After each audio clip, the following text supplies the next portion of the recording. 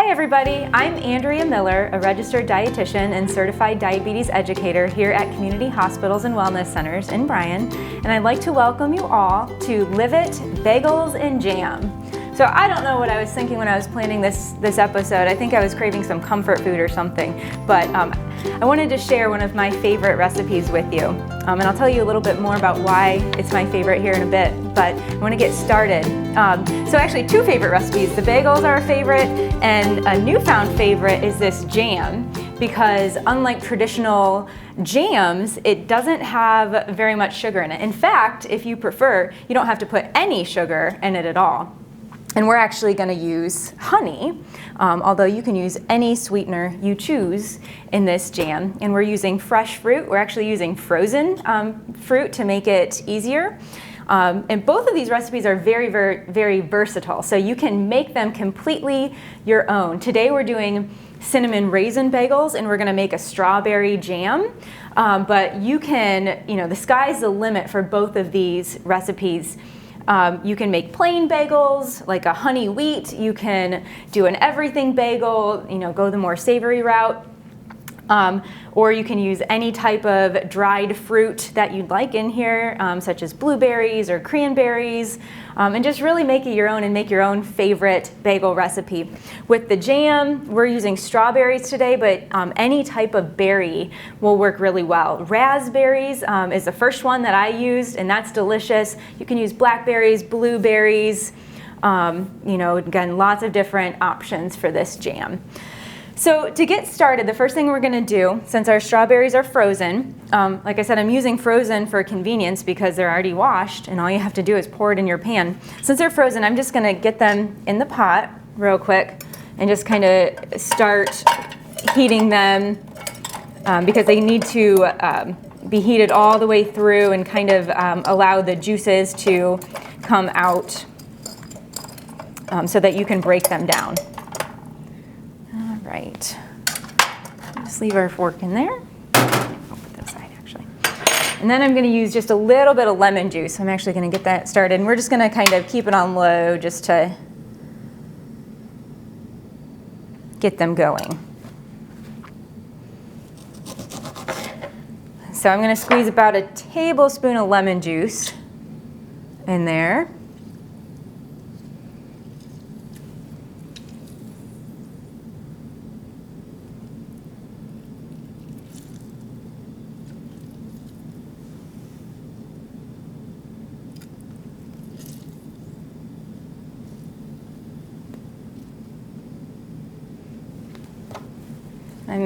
I realized I don't have a lid, but I'm going to be creative here. And I'm just going to make my own little lid. Sometimes you can get creative in the kitchen. All right, so I'm just going to keep it nice and low.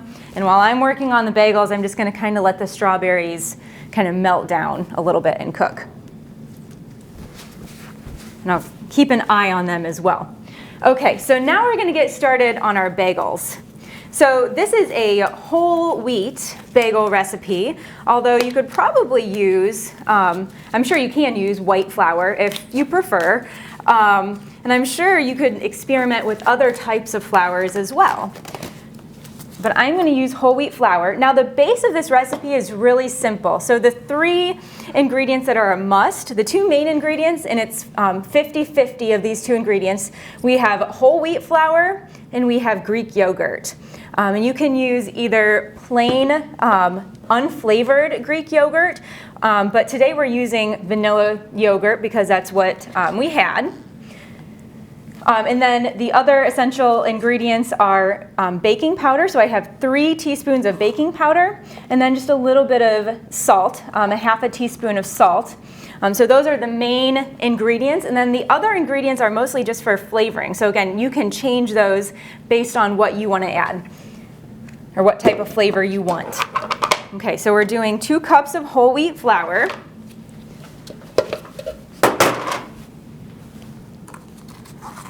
Three teaspoons of baking soda and a half teaspoon of salt. Now, if you're on a low sodium diet, and you're really strict about it, unfortunately this bagel recipe probably isn't for you because of all of the baking powder in it. They are a pretty high sodium bagel.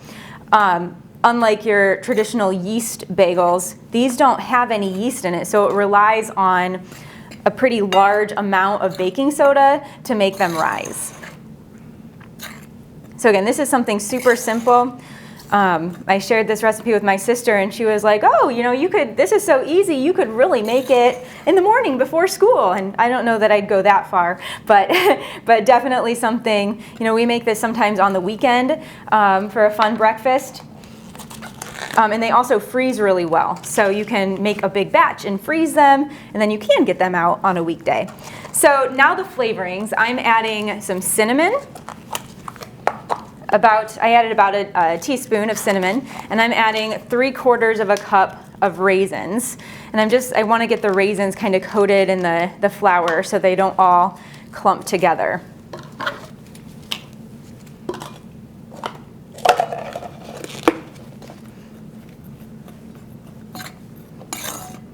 So I'm just stirring all of those ingredients in.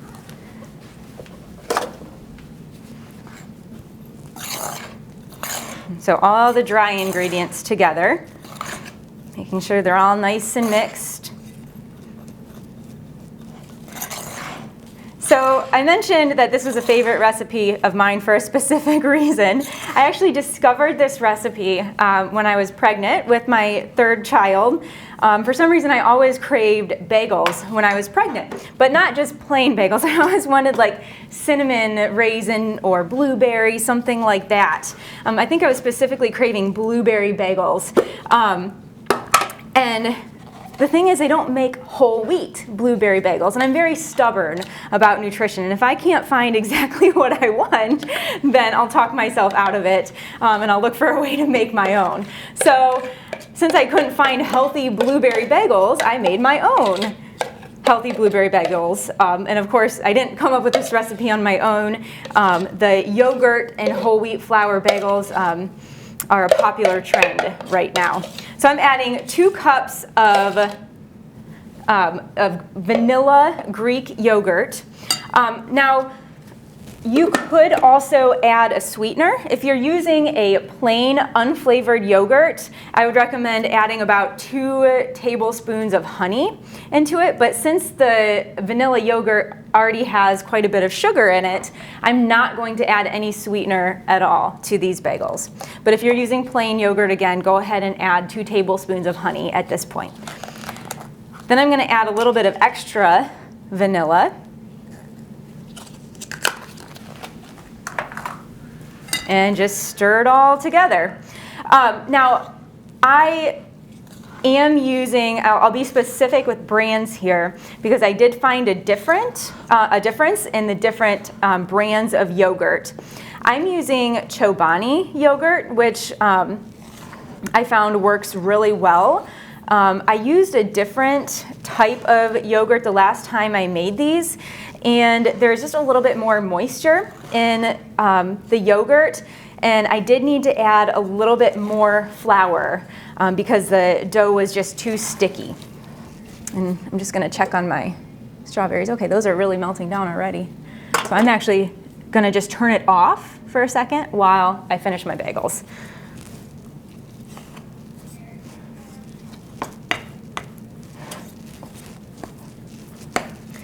So the dough, you want it to look pretty crumbly. The dough should be fairly dry. Again, it is going to be a little sticky, but as you're mixing it, it's going to take a little bit of effort to mix in all the flour, and that's the way you want it. Otherwise, it's going to be so sticky that you can't really work with it.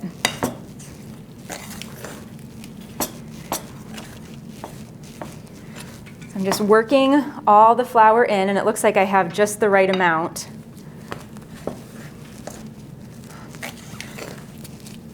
And they smell really good. Now, there are going to be some differences in these bagels versus, your bakery bagels. Don't expect the exact same thing. I think you'll be disappointed if you're expecting the exact same thing. But they are, they are soft and they are chewy. It does give you that bagel experience. Again, I think they're delicious.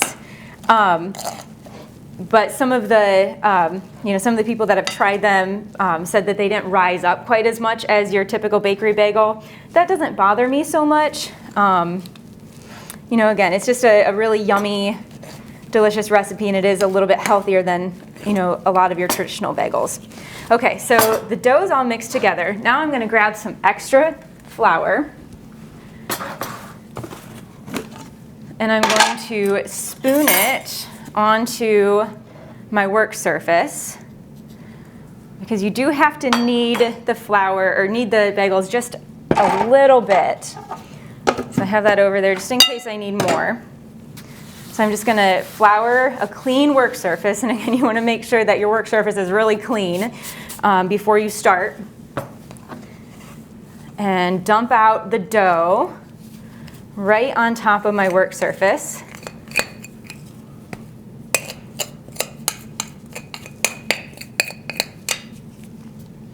We'll set that aside. And then sometimes I even like to spoon a little bit of flour right on top of it, again, because it can get kind of sticky. And then I'm going to flour my gloves as well and get the extra dough off. And then just kind of start kneading the flour, or kneading the dough until until it's kind of smooth. You don't really need to knead it excessively, just again, until everything is kind of worked together. So a traditional bagel, you have to boil. These we're not boiling at all. You boil and then bake is a traditional method to make a bagel. And we're not going to do that today. I'm going to brush some of that out of the side. It looks like we have plenty in here. So these are just baked. So the other nice thing about these bagels is you can choose their size. We went on a hiking trip over spring break, and I packed bagels. Bagels are one of my favorite things to pack when we're hiking. And a standard bagel, it's basically the equivalent of eating 3 slices of bread. So a lot of bagels are just, I feel like they're overly sized. So I like them a little bit smaller. But basically you make anywhere between 8 to 12 balls. You want them to be about the same size.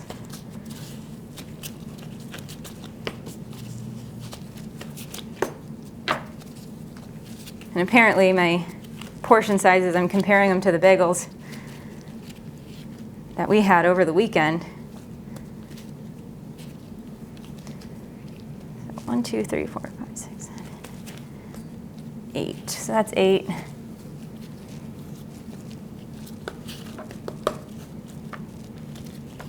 Okay. Sometimes for my kids, I will make them a little bit smaller. All right, so you have some options here. Who said bagels have to be a round circle with a hole in the middle? So sometimes what I'll do for my kids is I will make bagel sticks. Why? Because they fit nicely in a lunchbox. So I'll just kind of roll them into a stick and lay them out like that to bake. Another method, if you want the round circle, is to just kind of poke a hole in the middle. That's probably my preferred method lately, is just to poke the hole in the middle and set it down on your baking sheet. You can also roll like a snake and then kind of attach the ends. So a few different options for making, well, that one's kind of messy, but a few different options for forming your bagels. Again, I don't like rolling it into a snake anymore. I just like making a little hole in the middle. Again, it gets kind of sticky. Gloves are kind of nice because I can just throw them away. But if you're not wearing gloves, you're gonna have a lot of work to do washing all the dough off of your hands, and that's okay. It's kind of fun to get messy sometimes. You feel like a kid. And if it gets too sticky, you can grab a little bit more flour, roll them in a bit more flour, and that'll help.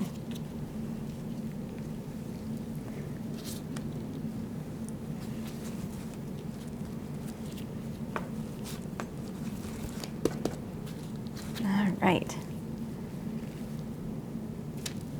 And the goal is to fit them all on your tray. And again, these don't have to be perfect. As you can see, like mine aren't perfect. And I think these last couple, I'm just gonna do my little bagel sticks. My boys, they're young, and they have these little like bento boxes. And there's not a round circle compartment, but there's like a long, rectangular compartment. So that's why I like to do the bagel sticks sometimes.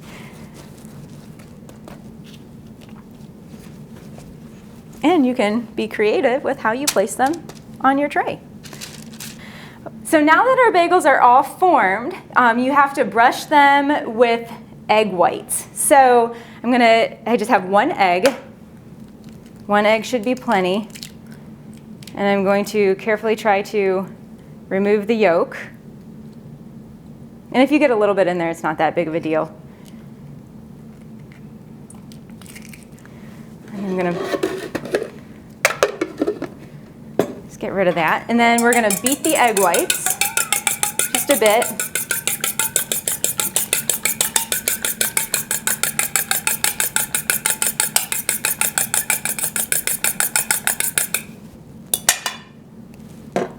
And then with a pastry brush, just go ahead and brush the tops of the bagels. Now I have done this without as well, but it just kind of gives them a nice little crust on top.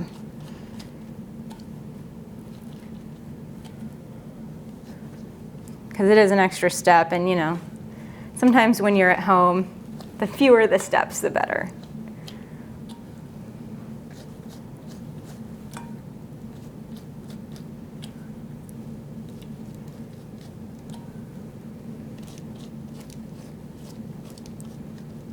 Okay, beautiful. Okay, so now I'm going to take these down to the kitchen and I'm going to pop them in the oven. They need to bake for about 20 minutes to 22 minutes until they're golden brown on the top. The oven is set to 375, so 20 to 22 minutes at 375. So while our bagels are in the oven, let's finish up our jam. So we'll have nice fresh jam for our bagels. So I'm going to turn the heat on again, and as you can see, there's lots and lots of juice here in the pot. So the strawberries definitely let out a lot of their juice. So I'm just kind of working on breaking down the fruit with my fork. You can also use a potato masher, but they did not have a small enough potato masher for this pot in the kitchen. So we are using a fork today. I've joked before that everything in the hospital kitchen is like industrial size.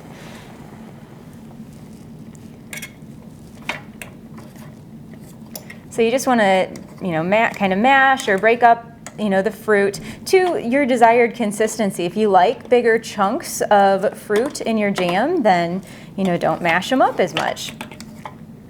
And again, the type of fruit that you use, like a raspberry is going to kind of break down on its own. So just kind of, mash it up. Other fruits that I thought of that would work really well, like any type of juicy fruit works really well for this type of recipe. So in the summertime, you could use peaches or plums, things like that. I did also see that you could use pineapple or kiwi. I haven't tried. I've never had kiwi jam or pineapple jam, but you could certainly, experiment and give it a try. Again, I'm gonna use honey. So I'm gonna go ahead and add that right now. And I'm just gonna kind of eyeball it. You can use however much or little sweetener you want in this recipe. So I used probably maybe a little over a tablespoon in there. You can use maple syrup. You could use just regular sugar if that's what you have on hand. You know, anything goes. You can use no sugar at all. You can add different flavorings to this. You could add some vanilla. You could add cinnamon or spices. You know, again, get creative and make it your own flavor. So once you've added the sweetener and everything is all kind of broken down, and as if you've made a jam before in the traditional way, you know that you would need something to thicken it, and usually they use a pectin. So I turned off the heat. Today we're using chia seeds. So I'm just going to go ahead and sprinkle 2 tablespoons of chia seeds over the jam, or over the strawberries, and just stir it in. So chia seeds, they absorb a lot of liquid. And so the chia seeds will actually thicken the jam and make it kind of a jam-like consistency. Now it does change the color a little bit. So if that bothers you, then you know, maybe this isn't the jam for you, but so it's not quite as vibrant of a red, and you can see the chia seeds in it. But you know, chia seeds also have other health benefits as well. They're loaded with healthy fats, they're loaded with fiber, and they're also loaded with vitamins and minerals, especially iron is a mineral that's found in chia seeds, and also magnesium is found in chia seeds. So that's all mixed together, and then it just needs to sit and allow the chia seeds to absorb the water and thicken, and then it's ready. So it's really an easy recipe to make. I mean, you could do this, you know, again in the morning on the same day that you're making your bagels and have fresh jam to make with it. You could also make this in a bigger batch and freeze it. So I would recommend, it's only good in the refrigerator for about a week. So that's why it's a small batch. So only make what you can use in a week. Any that you're not going to use, put in a small container and put it in the freezer. And then it's good for, you know, much longer period of time. And then once you pull it out, use it within a week. So you could use this if you have a surplus of fruits in the summertime. You know, make this simple jam recipe and you know, stock your freezer for the winter with healthy, low sugar, you know, fresh fruit jam. So today we're going to be putting our jam on a bagel, but lots of different options that you could use this jam for. You could add the nutrition of berries to, you know, your kids or your peanut butter and jelly sandwich. It goes really well in like a fruit and yogurt parfait. Or if you're using a plain yogurt, you can use this to flavor your plain yogurt, so you're not adding much sugar and you're also adding fruit. What are some other things? Pancakes. Pancakes and waffles would work really well with this jam. So yeah, really anything goes. I like to put it in my oatmeal in the morning. So lots of different uses to use up this jam. It's just, you know, really quick and convenient to make and much healthier than a store-bought, you know, sugar-loaded type of jam. So I'm going to go check on our bagels, see how those are doing. Hopefully they're getting close to being done. And we'll bring it out and show you what they look like baked and build our bagel treat. So we just got our bagels out of the oven and they look delicious. So I'm going to take one of them. And now I love these I guess you want to let them cool a couple seconds, but I like them best when they're right out of the oven. When they sit at room temperature for a while, they kind of get a little bit tough. So if you're letting them sit at room temperature for a while, you may want to, well, obviously you can slice it and heat it in the toaster. That's a great option for rewarming them and making them a little bit more soft, or pop them in the microwave for a second or two to kind of soften them up. But right out of the oven, they're just nice and soft and chewy and delicious. You won't be disappointed. So, you know, if you can get yourself to, you know, doctor them up with cream cheese and jam, you know, great, but, you know, half the time I just love snacking on them right from the oven. They're perfect on their own, but, you know, again, feel free to put whatever toppings you like on them. Peanut butter and, you know, jam is a great option, or jelly, whatever you like. So I'm just gonna slice it. They look delicious in the middle. They smell so good too. My husband likes the savory types of bagels, so I've made like an everything bagel for him. And for an everything bagel, you would just sprinkle the topping on, and obviously you wouldn't put, you'd want to use an unsweetened yogurt. Wouldn't put any fruit in it or anything like that. No cinnamon, no extra flavoring, and then you just sprinkle the everything bagel seasoning on top. But I like the sweet bagels. I like the cinnamon raisin, the blueberry. Those are my favorite. So I'm just gonna take a little bit of cream cheese. I think I'm gonna do like a sandwich with it. Spread some cream cheese on it, and I just have a little individual cup right here.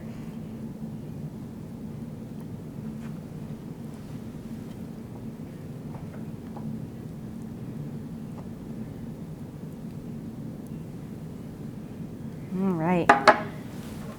And as you can see, our jam is nice and thick now. So again, you can see the chia seeds in it. So, again, that's something that if you're making this, you just have to get used to. Yeah, you can see them. It doesn't look exactly like a normal jam, but it still tastes delicious. And it tastes like fresh strawberries. So it's a really yummy treat. We'll put that right on top. And use as much as you want because it's actually really healthy. It's just pretty much fruit. And then you can make a little bagel sandwich there. You can see the strawberries and the cream cheese right in the middle. So 2 really easy, versatile recipes that I hope you enjoy for breakfast or any time of the day. So thanks for joining me for Live It Bagels and Jam.